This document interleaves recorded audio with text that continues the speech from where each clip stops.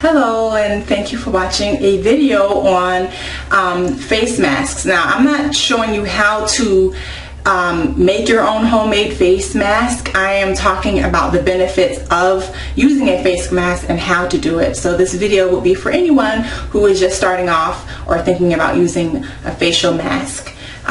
There's masks for different types of skin, and depending on what you're using your mask for, you want to choose the right type of formula for whatever kind of result you're trying to achieve. For instance, if you have oily skin, you want a mask that will absorbs your oil and helps purify your pores from all the excessive oil. If you have dry skin, you may want a mask that helps penetrate into your pores for moisture, that puts the moisture into your skin. So it really just depends on what type of skin you have and what you're looking for.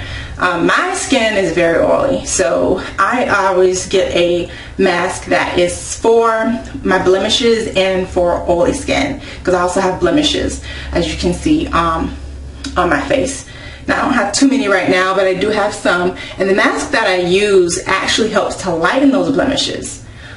So I like to use a mask, well, I try to want to use a mask every few days, every 3 days or so, like maybe twice a week. I haven't used it in a while, honestly, but I really preferably use it twice a week, just so that it keeps my skin free from too many dark blemishes on my face, and also helps with my oil on my skin, controls that. So let me just go ahead and start. What you want to do first is I always start with a clean face before I use my mask.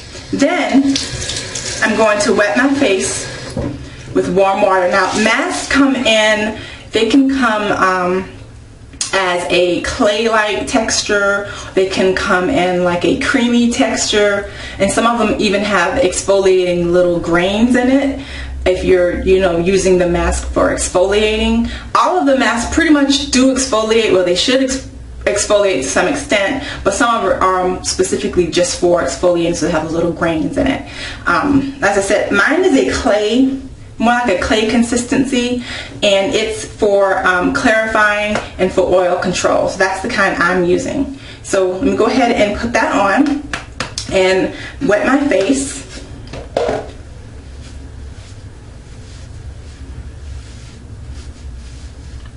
I'm being gentle. I mean, this is a very wet washcloth, so I'm dampening my face with that.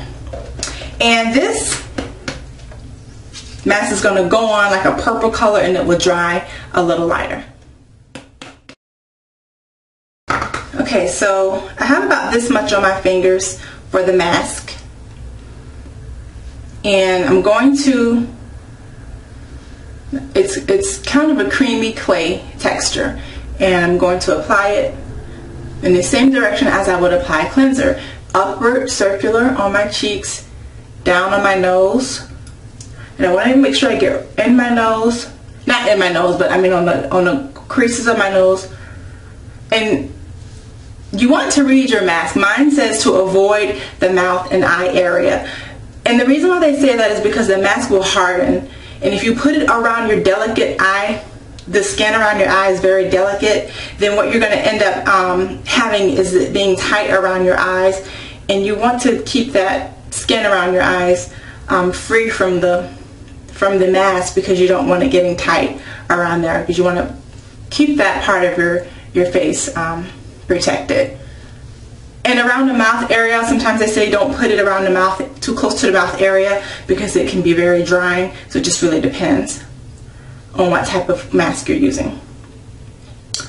So now, sometimes I'll pat it, make sure it's all covered. And sometimes I even go all under here. It just depends on, where my problems are at that time.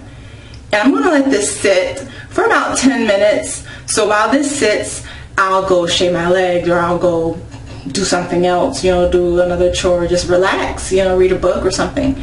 So I'll be back to show you how it looks when it's dried.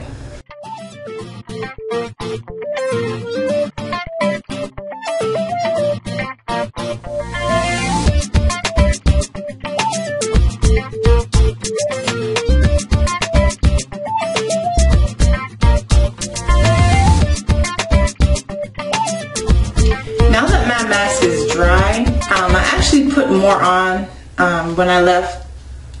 I noticed that I wanted more coverage, so I put about twice as much as I showed you the first time. I put another application on over it, so it's a lot thicker than it was. And you see, I can move my face, but now that it's hard, it's really tight. And I'll show you. I don't know if you can tell, but it's like, see, it gets hard to the touch, and so that's dry. You know, it's just dry now. I don't know if you can tell how it looks dry right here, how the mask is dried now. So the one thing that I really like to do is put a really like steaming, not too hot, but you know, like a warm, very warm with washcloth, and I put it over my face and then let the steam soak in to the mask and into my pores, and it opens up the pores and it gets the mask out a lot. It makes it come off a lot easier. I noticed that when I use cold water or not so warm water, it comes off, but it's just a lot easier and it feels so much better if the washcloth is warm. So I'm going to go ahead and take the mask off, and I'm going to use warm water. I'm actually going to use warm to hot water because, like I said, I want it to really come off nicely, and I also want that steamy feel on my face.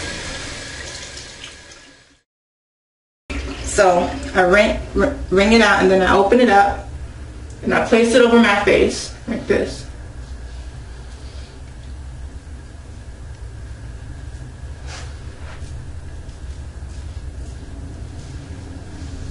And that loosened it up. See?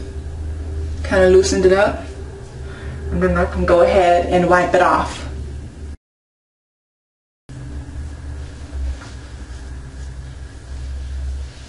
Okay, now that I have all the mask off,